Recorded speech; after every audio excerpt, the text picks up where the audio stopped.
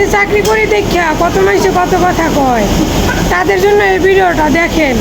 একটা অপারেটর কতটা পরিশ্রম করে কতটা কষ্ট করে তারা এই হালাল টাকা নেয়, ঠিক আছে। আর আমার জানা মতে বুঝছেন যে গার্মেন্টসের চাকরি এত কষ্ট, কি বলবো।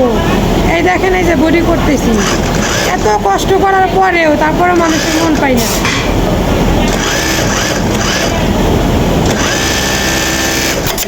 যারা কাজ করে গার্মেন্টসে তারাই বুঝে আসলে চাকরি করা কতটা কষ্ট।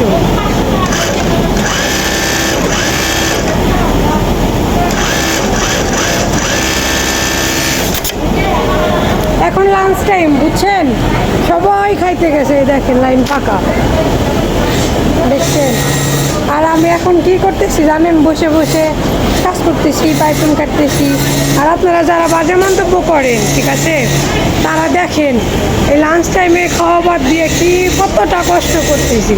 এই যে দেখেন লাইনটা দেখেন পুরো ফাঁকা, আর আমার অবস্থা দেখেন, ব্ল্যাক কালার কাজ করতেছি, দেখেন মুখের অবস্থা।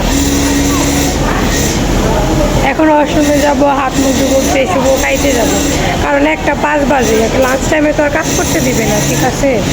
আর অনেকে আছে ঘুমায়, মানে রেস্ট করে শরীরের জন্য, কিন্তু আমার এখন ঘুম হয় না, শীতের মধ্যে তো ঠান্ডা ফ্লোর।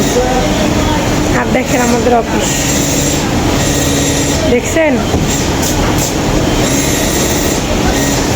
অনেকেই বলতেছে গার্মেন্টসে চাকরি করে ছেলে মেয়ে তারপরেও কি ভাব নেয়। ভাই, গার্মেন্টসে চাকরি ভাব না, এটা হচ্ছে হালাল টাকা, বুঝছেন। আমরা হারাম টাকা খাই না, আমরা অনেক কষ্ট করে পরিশ্রম করে তারপরে আমরা ধরেন হালাল টাকা নিই, ঠিক আছে। আর আপনাদের উদ্দেশ্যে ভিডিওটা করা। আপনারা বলেন যে চাকরি করে আবার নাকি ভিডিও করে, কেন ভাই আমার ভিডিওতে সমস্যা বলেন, আপনারাই বলেন। যেই কষ্ট করি, সারাদিন পরিশ্রম করে বাসায় যাই, রান্নাবান্না করি, খাওয়া দাওয়া করি, তারপরেই তো আবার ধরেন যে আমরা সবাই মিলে একসাথে কাজ করি। আর একটু রেস্ট আমরা তো সময় পাই না, মাস জাস্ট হচ্ছে আমাদের হাতে সময় থাকে ধরেন ওই রাতে একটু 6 ঘন্টা আমরা একটু শান্তি পাই। আর আমাদের যে অবস্থা, আল্লাহ দেখেন আমাদের অবস্থা, অসময়ে যাওয়ার সময় নাই, দেখছেন কি পরিমাণ কাজ করতেছি, মুখের অবস্থা দেখেন।